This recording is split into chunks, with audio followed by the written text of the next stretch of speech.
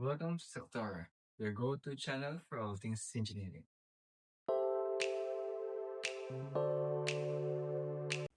So today, we will explore some advanced application of integral calculus. Our focus will be on determining the area of plane regions, locating the center of a shape, calculating the volume of solid formed by revolving of curves, and the area moment of inertia. So welcome to our first lesson, which is the area of plane regions using definite integral. So, kailan ba ginagamit ang area of a plane regions? So, ginagamit ang ito kapag meron tayong mga finding of area which is wala siyang regular or fixed formula. Katulad na lamang ng mga fixed formula ng rectangle, which is length times width, right? Then the square, the side times side. So, kung wala tayong fixed formula, gagamit tayo ng the area of the plane regions using the definite integrals. So parang kung itong example natin is wala siyang fixed formula. So ang gagawin is kukuha tayo ng isang strip at i-integrate natin o parang kukunin lahat ng natin ng ang summation, lahat ng strip dito to find the area of the given na shape. So we have the formula a is equal to the integral of f of x minus g of x dx from a to b. So here, ito yung ating strip, right? Vertical siya. So, ang gagamitin daw nating formula is ito. Then itong f of x minus g of x dx, parang ito lang, kumuha lang tayo ng sample ng strip dito sa ating given na shape. So ito, yung kabuuan ng isang strip is meron daw ng f of x tsaka g of x. Then times lang natin siya sa kanyang width, which is the dx. So, naka-come up tayo ng ganitong formula. Then, i-integrate lang natin siya from their limits, which is a to b. So, integrate lang natin to come up sa ating to come up or to find the total area of the plane regions. So same lang din dito, kung gagamit tayo ng horizontal strip, dapat daw yung f of y natin is from the right curve dito. Then the g of y daw is dapat nandito sa left. Then the dy, which is the width lang din naman. Then i-integrate natin sa kanyang limits, which is the from c to d. So let's proceed to our example. So find the area of the region in the first quadrant bounded by the curves y is equal to x squared and y is equal to 2x plus 3. Then we will use the Desmos application to find the graph on which this y is equal to x squared and y is equal to 2x plus 3 are being located or bounded.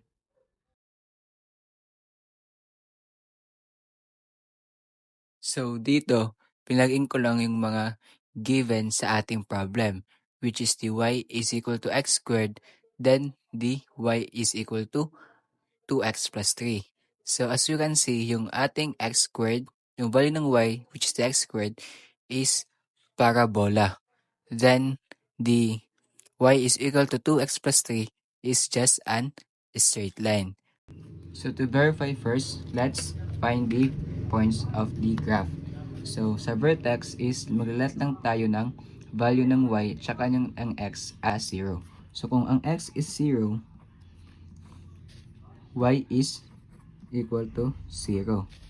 Then same lang din sa y. So y is equal to 0, then x is equal to 0, right? So yung vertex natin is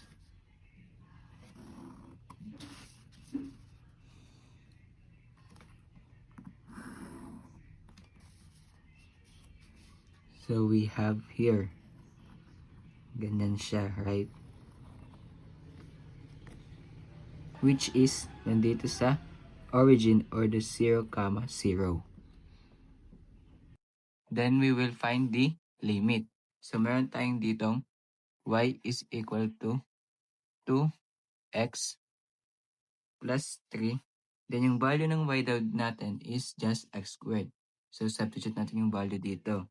So magiging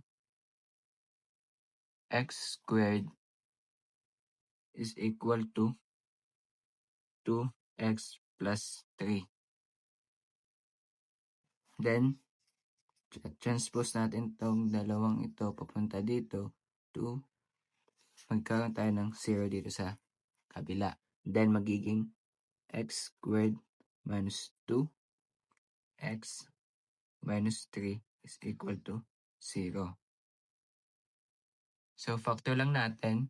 So, magkakaroon tayo dito ng x minus 3, then x plus 1, right?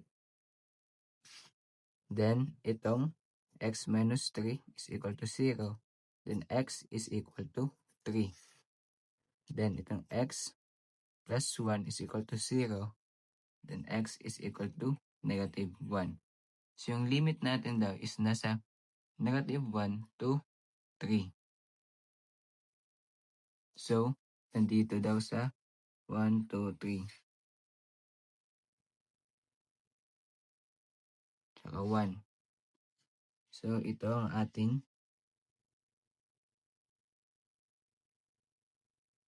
isang straight line. So, ito is magiging y is equal to 2x plus 3. And itong curve is yung ating y is equal to x squared. Then, itong area yung ating hahanapin, right? So, sa problem natin, nakalagay lang na region in the first quadrant. So, yung region natin na first quadrant, which is nandito lang. So, hindi natin ito kasali. So, bali itong negative 1, neglect natin ito. So, bale, yung ating limit is magiging 0 na lang to 3. So, ito na lang yung ating magiging or hanapin na area. So, by that, we now identify kung nasaan yung ating upper at saka lower curve. So, itong straight line yung ating upper curve, right? Kasi nasa taas siya. So, itong y is equal to 2x plus 3. While yung ating parabola is ating magiging lower curve, which is y is equal to x squared. So, from the formula, i-input lang natin yung lahat ng ating mga given. So, gagamit tayo dito ng vertical strip. So, pag ganito. Then, yung width natin na dx and the upper and lower curve. So, itong 2x plus 3, then do x squared. So, apply lang natin yung ating formula, which is the area is equal to the integral of the f of x minus g of x, then the dx from a to b. Input lang natin. So, meron tayong integral of yung limit natin, right? Kasi, nasa first quadrant lang. So, bali yung limit is from 0 to 3 na lang. So, 0 to 3. Then, yung ating f of x, which is the upper curve, right? So, yung upper curve natin dito is itong 2x plus 3.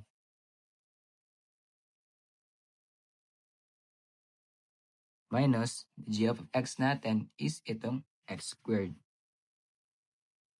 Then, the dx. So, pagkatapos, i-integrate lang natin yung nasa loob.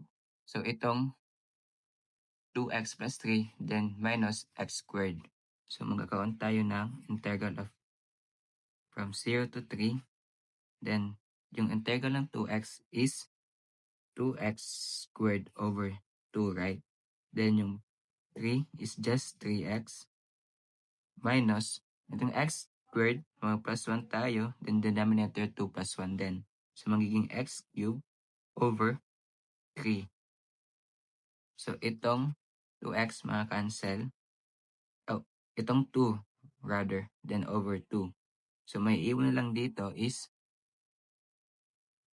x squared plus 3x minus x cubed over 3, then the limit, which is the 0 to 3.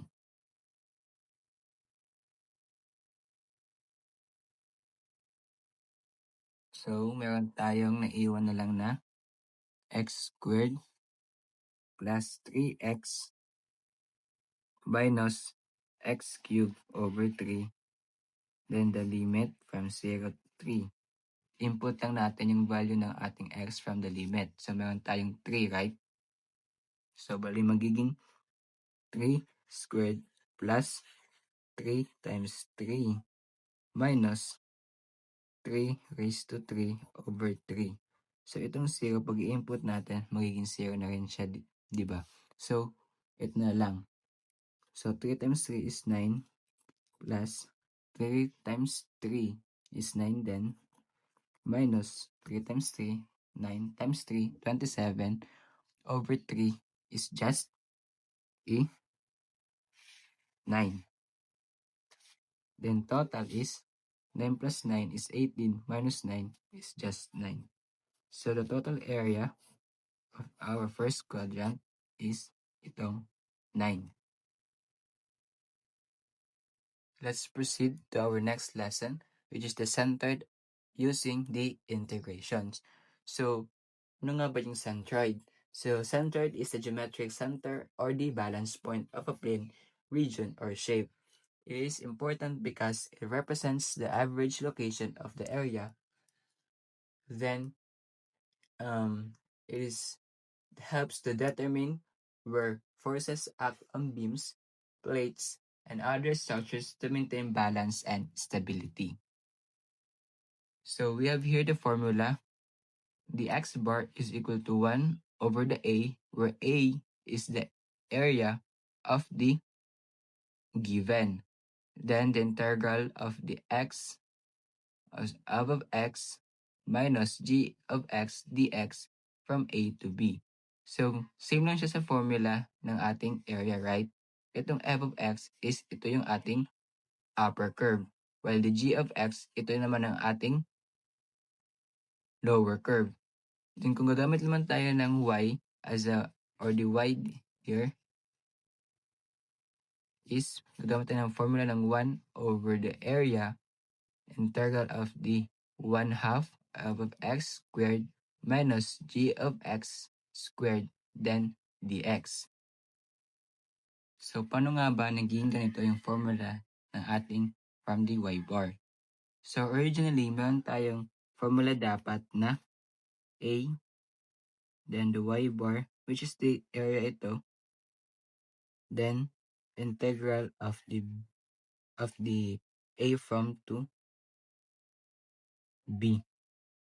Then, here, dapat meron tayong ditong the area times the y high minus y low over 2 then dx. Itong y high, ito yung ating upper curve. And itong y low is itong ating lower curve. Then, ito ang ating area, which is yung area natin, di ba, is equal sa upper curve minus lower curve, then yung ating dx lang, right? So, kung ilalagay natin siya dito sa ating general formula, magiging the area in the y bar is integral from a to b, then itong area, lagyan natin dito, so magiging, or kaya y high minus y low, same lang itong dalawa, then times d, okay, parenthesis na lang natin, y high plus y low over 2, then the dx. Next is, itong 1/2 dito is pwede natin siyang ilabas kasi nga constant na din naman siya. So, magiging 1/2 then integral. Then, di ba kapag itong dalawang to, pag finactor is pwede siyang maging y high squared minus sa y low squared, right? So, kung i-merge na itong dalawa, pwede siya maging y high minus y low. Then, squared lang natin from the ating algebra or the algebra na nating rules. Then, copy the dx. So, itong y high, tsaka itong f of x, this y low, g of x is same lang. So, kaya nagkaroon tayo ng ganitong formula. Same lang din to sa ganito. Yan. Let's proceed to our example. So, same na ng kanina na ng ating example problems sa finding the area of the regions. So, ito yung natin gagamitin, which is the y is equal to x squared and y is equal to 2x plus 3. Then, we know naman by the using of the Desmos graphing, we identify that the graph daw is ganito.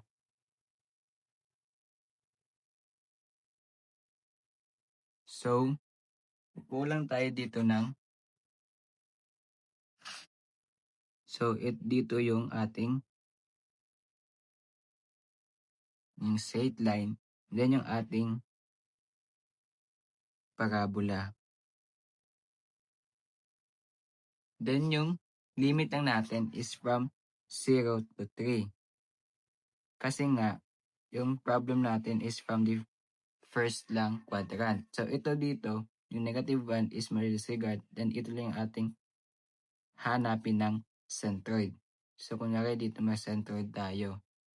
Then by the use of our formula, yung x bar tsaka y bar, we have from the x bar, we have the x bar is equal to 1 over the area integral. Then yung limit natin, or kunin mo natin yung general formula. So b, then a, x, then the upper curve, which is the f of x, minus to the lower, which is g of x, then the dx.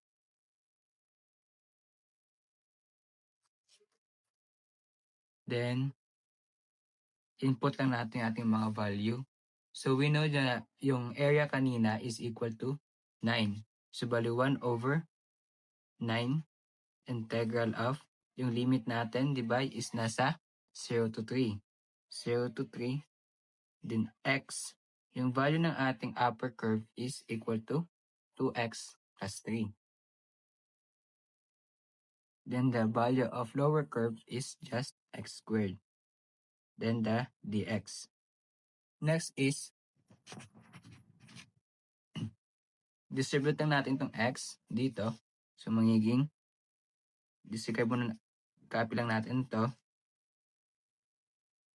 Then, 2x squared. Then, x times 3 is 3x.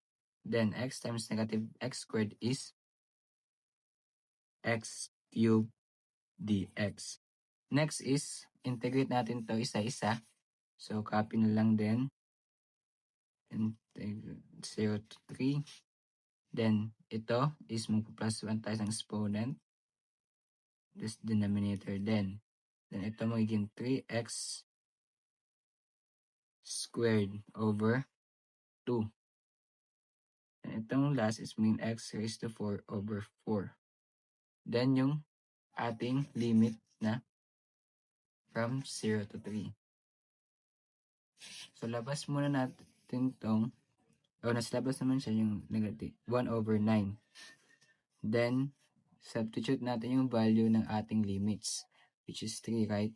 So, magiging 2 raised to 2 times 3 raised to 3 over 3 plus 3 times 3 squared over 2 minus 3 raised to 4 over 4. And itong 0 is 0 naman din kung i-input natin. So, hindi na. So, ang result is 3 times 3 times 3 is 27 times 2. So, gagamit tayo muna lang ng calculator. So, meron tayong 2 times 3 raised to 3 over 3 plus 3 times 3 squared over 2 minus 3 raised to 4 over 4. Then we have 45 over 4 times natin tong 1 over 9, which is ang ating area. So, times 1 over 9. So, we have the center of x bar is from the 5 over 4. So, in finding the center for the y bar, so we have this formula. Then, input lang natin yung mga given, which is yung 1. Yung area natin is 9 times 1 half. The integral, yung limit natin is from 0 to 3. Then, we know naman din yung value ng ating f of x o yung upper curve natin is 2x plus 3 squared minus yung lower curve natin, which is x squared dx. Then, distribute lang natin tong exponent na to or expand natin to. Then, magiging 2x times 2x is 4x squared plus 2 times 2 is 4 times 3 is 12. 12x 3 times 3 is 9 minus x squared times squared is x raised to 4 dx. Next is integrate natin tong lahat.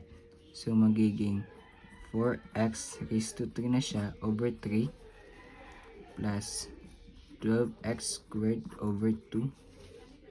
Then, itong 9, just 9x minus x raised to 5 na over 5. Then, yung ating limit, which is from 0 to 3. So, input lang natin yung value ng x, which is 4. Then, yung x is 3 raised to 3 over 3 plus ito is cancel, magiging 6 na lang. Then, times 3 raised to 2 plus 9 times 3. Then, yung value ng x is 3 raised to 5 over 5. Then, total nito is, so we have 342 over 5 times itong ating area then the 1 half. So, 1 over 9 times 1 half is equal to 18. So, magiging 1 over 18. Multiply ito. Times. Then, the total answer is 19 over 5. So, yung point natin is, so meron tayong x is 5 over 4. Then, yung y natin is 19 over 5. So, ito yung ating centroid. Let's proceed to our third lesson, which is the area moment of inertia. So, what is the area moment of inertia? It is called the second moment of area. It's a geometric property of a shape that indicates how its area is distributed relative to an axis. It is not the mass inertia, but rather a measure of how a shape resists bending or deflection when subjected to loads. So we have the formula, the Ix bar is equal to the integral of the y squared quantity of y high minus y low dx from a to b. Then we have the y bar is equal to the integral of x squared quantity of r y minus ly dy from a to b, which is an r is the right, then the l is for the left. So the Ix bar and the Iy bar describe how far the area is spread relative to the x or y axis. Then the larger the I, the stronger the shape is against bending about that axis or the inertia. This is the inertia. Then we have the general formula, which is the integral of d squared, then the dA, which is and d squared is ito yung ating distance kung saan siya iikot or kung saan siya mag-revolve na axis. Like kunwari dito sa ating y. So kung ito ang ating magiging distance, which is the x, which then kung gagawin na lang natin is i-squared lang daw. So itong x magiging x squared. Then yung dA natin is ito yung ating area ng ating strip, which is yung strip natin is rectangular, right? So meron tayong formula y high minus y low, or the upper minus the lower, right? Then times natin siya sa ating width, which is the dx. So we come up this to formula lang. So for x bar, distance natin is y, right? Then magiging y squared lang. Then yung x natin dito, yung distance siya papunta dito is magiging x squared lang din. Then yung ating formula for the strip, which is this one. So we proceed to our example. So yung example natin is just from the finding the area and the centroid, which is here define the area, moment of inertia of the region in the first quadrant bounded by y is equal to 2x plus 3 and y is equal to x squared. Then the limit, which is 0 from 0 to 3. So from the Desmos graphing, we know that is the our graph. Then we will apply lang ang ating formula, which is here. Then from the graph,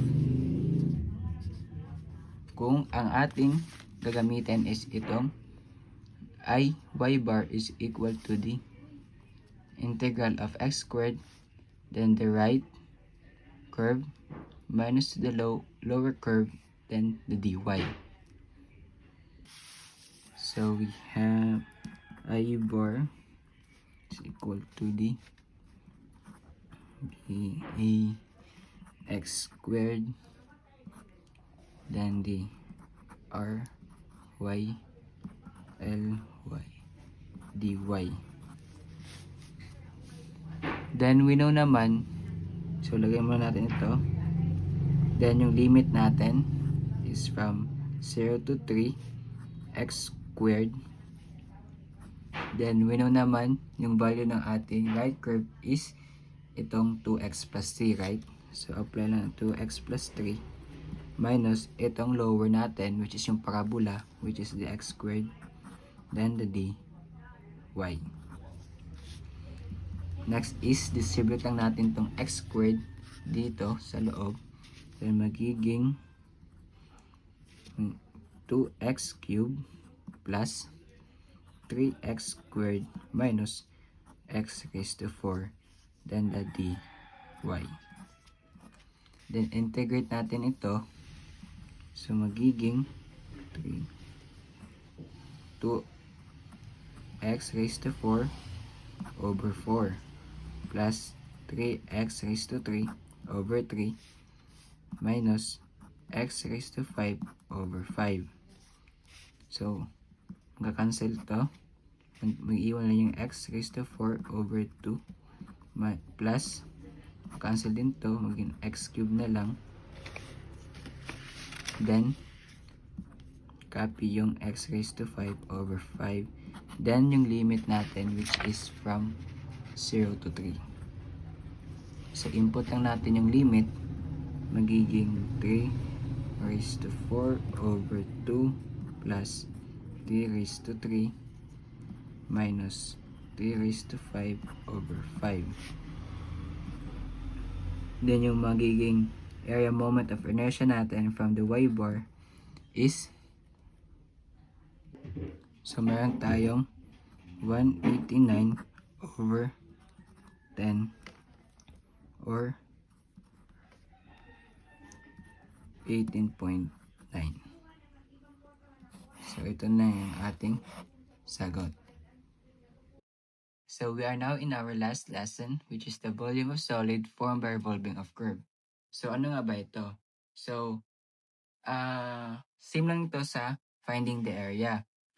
Makakatulong ito sa paghanap ng ating volume ng particular shape, or we have the complex shape, or yung mga walang mga fixed na formula. Kagaya ng kanina, 'di ba? Yung area. So ito ngayon, volume naman. So, meron tayong tatlong method sa pagkuha ng volume, which is itong this method, the washer method, and the shell method or the cylindrical method. So, kung ganito yung itsura ng ating which is 2D pa lang siya, so ang gagawin daw is i-revolve natin siya sa curve para maging 3D or maging isang volume of solid. So, ang formula daw for this method is volume is equal to the integral of the pi y squared dx, or equal lang sa pi integral of f of x squared dx from a to b. So, kailan ba natin ginagawa itong this method? Yung this method is ginagamit when the axis of rotation is part of the boundary of plane area. So, look at this figure. So, kung ito daw, yung rotation, kung dito tayo mag-rotate sa x-axis, this rotation is a part of the boundary of plane area. So, part pa siya dito. So, yung pwede natin gamitin is yung this method. Kasi nga, kung kukuha tayo dito ng strip, ganyan, then, kung i-revolve natin ito sa curve, then itong strip, pwede siyang maging ganito, right? Tapos, iikot lang natin. So, papunta dito.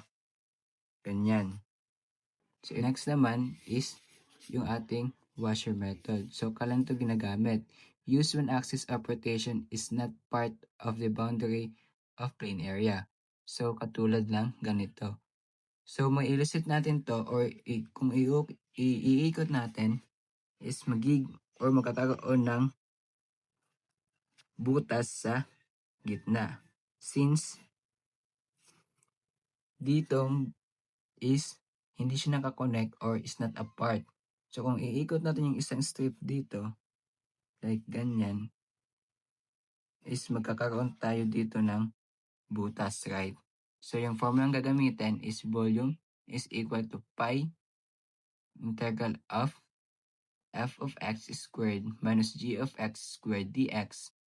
Then, the limit is from a to b, which is itong f of x squared is yung ating upper na dito, or yung radius natin dito.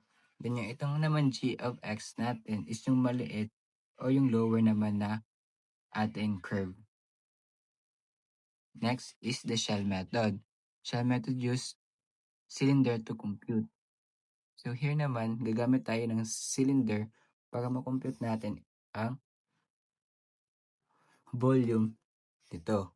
So yung formula is volume is equal to 2 pi integral of x times y dy, or equal to the 2 pi integral of y of y times f of y dy from C to D. Where yung itong x is yung ang ating radius, then itong y naman is yung ating height. So we have the example problem which is galing rin sa ating previous na lessons, and here is the y is equal to x squared and the y is equal to 2x plus 3, and the limit is from 0 to 3. So from the Desmos graphing, we know that the graph is yung ating magiging figure in finding the volume. So kung iikot natin siya dito from the y-axis, then anong formula yung swak sa ating paggagamitan to find the volume? So let's tingnan natin dito.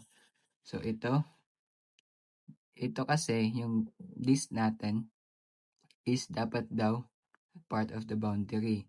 So makita natin na sa problem natin is parang ganito, right?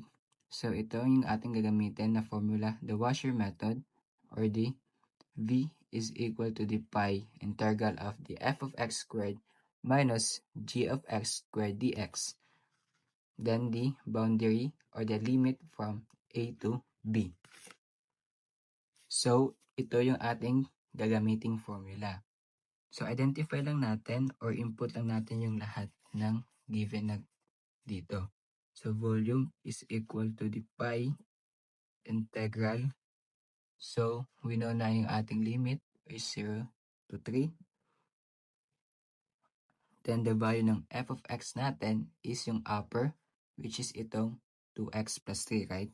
So 2x plus 3 squared minus yung value ng ating lower curve, which is itong x squared. Then the dx. Next is expand lang natin or distribute natin itong exponent na 2. Then magiging 4x squared plus 12x plus 9 minus x raised to 4, then the dx. Then integrate natin to. So magiging 4x raised to 3 over 3. Then plus 12x raised to 2 over 2 plus 9x, then minus x raised to 5 over 5.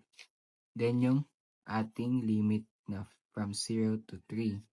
Then input lang natin lahat. May x to the value of 3. Kasi yung 0, makakancel na rin siya.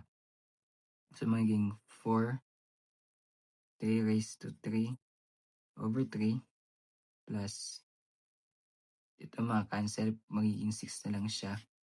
Then 3 raised to 2 plus 9 times 3 minus 3 raised to 5 over 5. So yung total is, so we have the 3, 4, 2 over 5 times 2 pi or equal to